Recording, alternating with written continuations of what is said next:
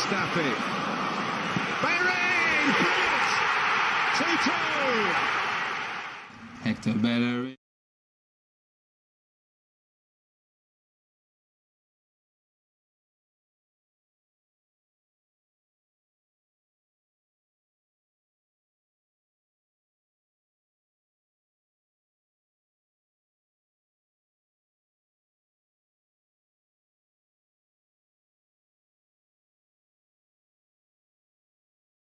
Hector Bellerin! Bellerin! Hector Bellerin! In by Mustafi. Bellerin! Brilliant! 2-2! Hector Bellerin, Bellerin, Hector Bellerin. Na, na, na, na, na, na, na. Dat is het. Ja.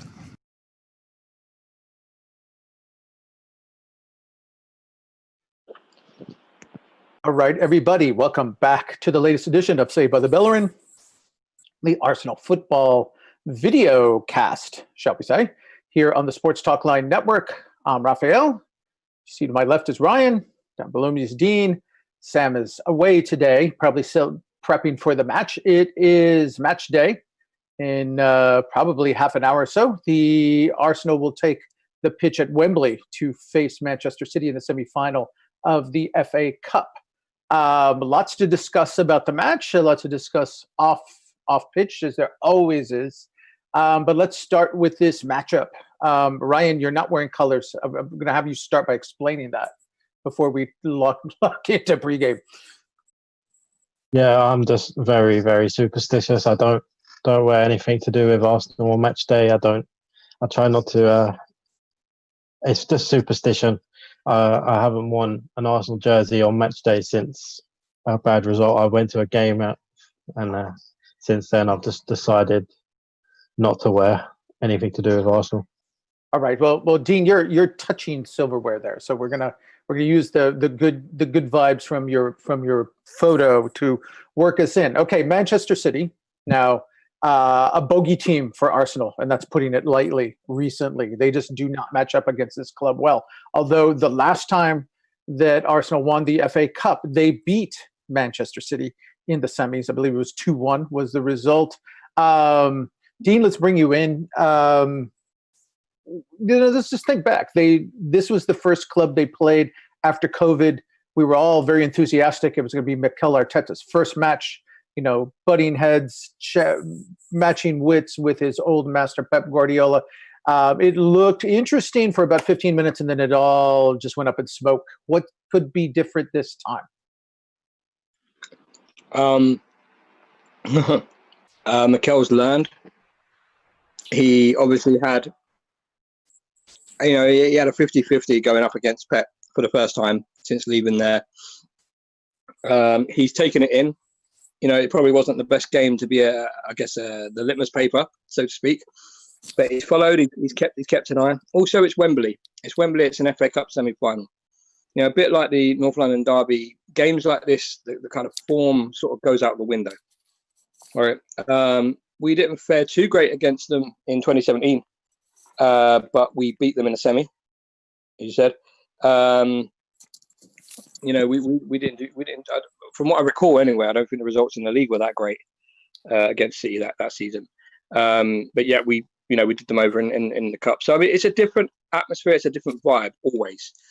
Both clubs are going to be, going for it. But I feel Mikel's got a kind of handle on Pep now. We were all extremely confident. I still remember that. Going back to that when we were discussing the game, and we were all so confident we were going to do it because we thought, Mikel's been learning so much that the student's going to become the teacher, and it didn't quite go that way. I don't envision it going the same way it did in the restart game at all. Honestly, I think Arteta's got a little trick up his sleeve. You see what he could do against Klopp, and I think he can do the same against Pep. All right, and let's keep. There's so many variables to put in with this team. I mean, they're a streaky team. Let's put it mildly. They lost 2 right out of the gate, then they won 3 in a row, and we got excited. Then they had 2 bad results, and then last time they took the pitch, they did beat Liverpool. Now, admittedly, Liverpool seems to have one half of their brain, one foot on vacation already. but at City, very different. They've already won one domestic cup. They're in the running to win a second. They're still in Champions League. So we're going to expect their A game today, Ryan. But let's think back. Let's think back to that COVID match. We were optimistic. You put a video together saying they're vulnerable at the back. We saw it in the first few minutes that Xhaka had a couple of real long balls over the top to Eddie Nketiah. And Eddie seemed to be having some success getting behind him. He was offside one time. Timing was just off. We thought, this is coming. Then Xhaka rolls an ankle about the 20th minute, and the game plan just flew out the window. Are you expecting more of the same? I mean, Nketiah's not available now because of that red card, but he's still got Pepe. He's still got Aubameyang to challenge that back line. I think today is going to be a little bit different to how we set up before, because the way we set up, if it is a 3-4-3, it can be classed as a more attacking formation than a 4-2-3-1, because Aubameyang's not so far back. He's got that extra cover behind him. So if we have him on the left against Garcia, if he can, so the way I said it the other night, it might suit us with Lacazette dropping deeper and then Aubameyang and Pepe running in behind. And that might actually suit us a lot more with Xhaka pinging the ball over the top, Aubameyang on Garcia, that kind of thing. So I think we might see a different game plan, but I would expect to see the same kind of results other than the injuries. And I think we could give them a good go because we've got a lot of pace going forward and they don't have a lot of pace going the other way.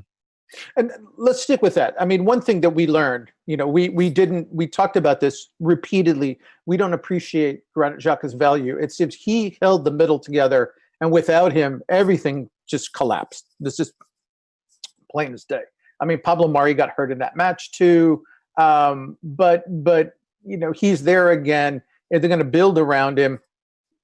Let's talk a little bit about the lineup that we've got. Ainsley Maitland-Niles in there, and we've been going back and forth. Does this mean he's going to have four at the back? Because he's got Tierney, and I believe he's got Hector as possible as wing backs. He's got Mustafi. He's got Luis. So is Niles going to be central, or he's going to stay with 4-3-3? What are the differences, and what options might each of those give Arsenal in this match, challenging City going forward? Dean just said that Maitland-Niles has been playing on the left-hand side of midfield. In a 4-3-3, is that what you're hearing, Dean? I think just left midfield. So he'll be left wing back. During the warm-up, he's apparently been seen. It's been as a free midfield with him on the left of that. So judging by a couple of journalists are saying 4-3-3 that's the warm-up. So. That actually plays into our hands a little bit more because he has a lot of energy. He's very quick on the counter, in behind, and covering Xhaka if he's left exposed as well. So having him in midfield rather than as a wing back, it could help a lot more with ball retention, pressing higher up the pitch. Because I think one of the things we didn't do in the first game very well was push City back. We always seem to let them drift into our half. So if we push them to their penalty area and they have to play it long, they don't have the forward line that can hold the ball up. So Ainsley Maitland-Niles in midfield, it could actually be a game changer for us. Two lines of three up front. Dean, let's bring you in because I remember during the match, the three of us were talking about this. Ryan had done this video expressing, laying out in detail how City does not like to be pressed, and we expected them to press, and Arsenal did press for 10 minutes, and then the injuries started, and they fell back, and they fell back, and they fell back, and in the last 20 minutes of that half, they really were just under siege, and we were kept saying, why did they give up? I mean, maybe Arteta, just felt a little overwhelmed. He'd lost Mari, he'd lost Xhaka, but this looks like again, this borrow from Ryan's first blueprint. That maybe with Niles, as he's saying, we might see more of a press. And either of you can take that, but let's start with you, Dean. Yeah, I mean, it does look like that. I mean, it allows for more sort of cover and press against the likes of Mahrez. I think, one of you just mentioned that. It could be to do with Mahrez. It does allow for a better press. It also allows for Tierney to overlap as well. In regards to that, it makes strength. It makes like use of his balance strength. On top of that as well, it could be a case of doing sort of similar to what we did for Liverpool and having sort of like 4-3-3 going forward, but off the ball, Maitland-Niles coming back as sort of like a left wing back with Tierney switching into the left centre back position. So it's kind of like one of those, I guess, as well as making use of the press that wasn't used with Ryan's video. I don't know if maybe Pep's been listening to Ryan's video or watching Ryan's video. But I say Pep, I meant Mikel. But yeah, it makes use of the press, but also, as I say, it also balances the strength with the 4-3-3 going forward and the 3-4-3 with the wing backs coming back, I guess. So, all right, now let's talk about the flip. Ryan, at halftime, just on the weekend, midweek, they were playing Liverpool. They went into halftime. Somehow they'd found two very scrappy goals, two scruffy, ugly goals, but they were ahead 2-1. And we looked at each other and said, there's no way, we were in the halftime, we were saying, how are they going to find a third? There's no way this team is just going to sit back and try to defend against Liverpool for 45 minutes. And lo and behold, they came out and they dug in and they did it. You can't do that against this club, can you? No, because the way Liverpool play, they're so fast and furious and they're at you. But City will just break you down. They have the players that can play the ball in behind. They can play in front of the defence. I mean, you just have to look at Kevin De Bruyne. Like, he can do literally anything. He can whip the ball in. He can play passing behind defenders. So with City, it's a little bit different because of the way they play and how Liverpool play. So I don't think we can sit back against City. There's no chance. We have to push them back rather than sitting back and hoping that they have an off day, because it's not likely. I mean, let's borrow from something. Again, you said, and it's something from that Dean brought up earlier, Arsenal we were talking about this after the break when they were successful. They started to figure out something they couldn't do under Wenger. They talked about it, something they talked about under Emery, but they were actually working press, higher up, not just one guy, but bringing their forwards up. And then we were talking about how the midfield was joining it, and they seem to be coming forward as a group. Is this set up for more of that? Because that really seems to be something you could steal a goal. And let's talk about that. That has been that ugly, let's force the error. Let's get the keeper to cough it up. Let's get the bad pass. We talked about at least 4, maybe 5 goals in these last few Arsenal victories coming from plays of that style. No, yeah, you're 100% right. And I said in a video before, I think it was before lockdown, how Mikel Arteta sets up our team. And the way before the break, they pressed in threes.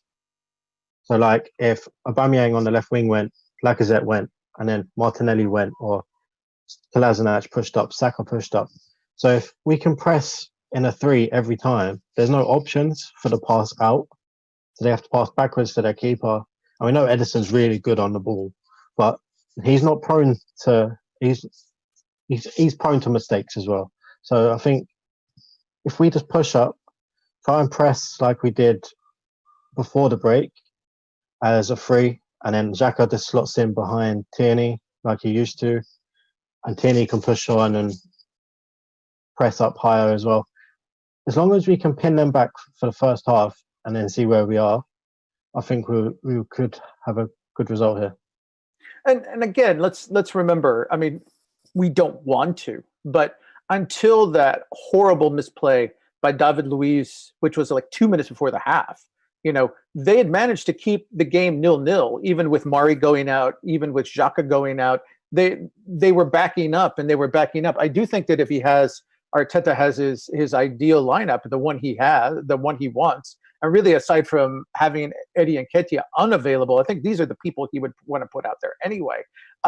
He's set up to play the game the way he wants to play it. So again, maybe they can steal that early goal. Maybe they can keep it, take it, as you said, not put themselves in the hole. That seems to be the real problem against City, is that they somehow find themselves a goal down immediately, and then they're chasing the lead, which is not something you want to do. against a team like Man City. All right. Obviously, a lot more to talk about. The game's coming up, but we can't let this slide. We've been talking about it certainly almost nonstop for the last hour, 90 minutes offline. Dean, let's bring you in. Report, and I don't know where it originated. I think maybe Brian can tell us because he brought it to our attention. But a report coming out today that Arsenal and Barcelona are in discussions of a possible midfield swap. And Matteo Guendouzi, who we have not seen since that game against Brighton, where he had the choking incident and the taunting incident and everything else, he's just been exiled, as it were. We know that the club has talked about moving him. We've discussed how much they could get in exchange for him. But here's the intriguing rumor is that they're talking to Barcelona about him, which again is a team that's come up with Philippe Coutinho coming in. And we thought, okay, there's got to be money involved. There's got to be money involved. But gentlemen, what's being discussed is a straight swap. How is that possible? Dean, how is that possible? I don't know. And I said this just now. Obviously Ryan pointed out to us that the report says it's a straight swap. Baffles the hell out of me. It was from Foot Mercato, who I'll be honest, from what I can gather, haven't got the greatest of reliability factor. However, they don't seem to be far off Telefoot, who are a tier 2 source. So, I mean, it's not, we know Barcelona have wanted Guendouzi for a bit. As you said, they're one of the names that have cropped up one of the teams. We also know that Kia's option is trying his best to get Coutinho to Arsenal. There was an unnamed Premier League side last summer that was, wanted him on loan before he went to Bayern. It turned out that it was us. Kia tried to get him in January on loan or whatever. That's not really, I guess tried to get him, what's the word I'm looking for again? Like removed from Barca, recalled from Bayern, sorry. And then, but I guess, he wasn't happy there and whatnot, but he saw out the season. Obviously COVID happened. And he's finished out the season with Bayern. But yeah, it looks like, Kia's been trying to get him to Arsenal for a long time. So, I mean, these are two open secrets that, and, two things that these are not made up rumors. These are two things that are happening. Kia's trying to get him here. We want him. And Guendouzi's looking to be shifted, with Barcelona being one of the teams that like him. However, whether these are connected and whether this is actual ongoing scenario, when, obviously we're not going to know the truth, the ins and outs until things happen. But I wouldn't say it's far off being accurate. However, whether or not it really would be a straight swap for a player Barca paid, 120 million for or something, and still value him around 80 million or something along those lines. Guendouzi's been valued at just under half of that. 35 to 40 million, I believe it is. So there's also the talk as well, Ryan, I think you said that Coutinho would be willing to take a pay cut to come as well. So, I mean, everything seems to fall in our lap with this move if it happens. But, to answer your question, how could it possibly be a straight swap? I think we'll probably see more, hear more about it down the line. It's baffling. Right. The money doesn't add up. But let's talk about the player. Let's talk about the particulars. As we said, when Philippe Coutinho went to Barca from Liverpool, right, they had to pay 9 figures for him. The rumored, as you said, it was over 100 million. We don't know the exact amount, but it was just an incredible amount. It hasn't gone well for him there. He was loaned, as you said, to Bayern, Dean. He's looking for a fresh start. Ryan, what went wrong in Barca? I mean, he's going to be he was, obviously they used the money from Neymar to get him, but he was going to be playing with Messi. He was going to be playing, with this star-studded lineup with Suarez. Why didn't it fit for him? I think it's just Barcelona, to be honest. No player they buy for more than 50 million seems to work out for them. I think maybe the formation didn't suit him. Playing on the left doesn't suit him, because they're forcing it with Griezmann now. They're pushing him out left. It's not working. Since Neymar left, they have that void on the left-hand side. And Coutinho is not that type of player. He's more of a number 10, as we all saw at Liverpool. He's just unplayable in that position. And when he went to Bayern as well, they played him as a left midfielder, and he's just not that great on the left. So if he's to come to Arsenal and play in the centre, I think we'd see a completely different Coutinho to what we've seen in the last couple of seasons. And if it is a straight swap for Guendouzi and we get Coutinho back firing on form, it's got to be one of the best pieces of business we've ever done, because you get a player who we're screaming out for, and we get a petulant child off our books who seems to cause more trouble in-house than he does performing. So I don't see. And Barcelona, I was reading earlier that they're just trying to get his wages off the book. So if they do take a straight swap, the wages they save on Coutinho and replacing him with Guendouzi, they say they can pay off his yearly payments they're paying to Liverpool still. So in theory, it works out for everyone. We get a player that we desperately need. They get a talented yet petulant youngster, and they have some sort of filthy obsession with central midfielders. So that solves that for them. So hopefully it happens. Now, another strange part. Again, everything about this story is, you know, it's a pinch yourself. It's like too good to be true, too incredible to believe. But Dean, there was, I understand it, that Coutinho's desperate to come to restart his career. He wants to come back to England, be very happy to play with Arsenal, be very happy to play for Arteta. But it sounds like Matteo Guendouzi is not sold on going in the other direction, at least not 100% sold. That's got to be a first, a player not wanting to go to Barcelona. Yeah, I mean, is it the case that he doesn't want to go, or is he just not given a response yet, or what have you? Because when we were talking earlier, I think it was you that asked, or Ryan asked, is he scared of playing with Messi, or is he scared of Messi? You know, is he worried that his you know, who he is, his attitude, his behaviour, his personality will not be accepted at the Nou Camp? You know, and I'll be honest, I'll be blunt and say right now, I don't think it would be. He ain't going to walk into the Nou Camp and act like that, I'll tell you that much, because there's only room for one big ego at Barca, and that's Messi. And I say that in the nicest possible way. That's not a dig at Messi at all. You know, but he is like the biggest ego alongside Ronaldo in football right now. So with I might add, the absolute talent to back it up. This is the thing, and this is what I've been saying. Guendouzi's got the attitude and the arrogance of someone like Lionel Messi, but he hasn't got the footwork to back it up at all, and that's the problem. But yeah, I don't know. If he's not sold on, why would you not be sold on Barca? You've sat there talking about how good you are, how much better you are than your opposition, how much more you're getting paid than your opposition. You could go and do that at the Nou Camp every day of the week. You know, why would you not take it? I don't think he's not sold on it. Maybe he just hasn't given a response yet. I can't see many clubs that he would be more willing to join at this stage, if you know what I mean. Like, if you've got a club like Barca, unless it's homesickness, unless he really, you know, this is all a mask, this is all a facade, this attitude, and he's just a scared little 21-year-old that wants to go back home, then I could understand that. But you don't get many opportunities like this when Barcelona come knocking for you. And, you know, if that was me, being an Arsenal fan aside, if I was playing for any club and Barca came knocking, I'd run. I'd run to that door. Well, so yeah. Peculiarities aside, though, from Arsenal's perspective, isn't this just further proof, and either one of you can jump in and take this, or you can both take this, but isn't this just further proof that Arsenal's doing the right thing here?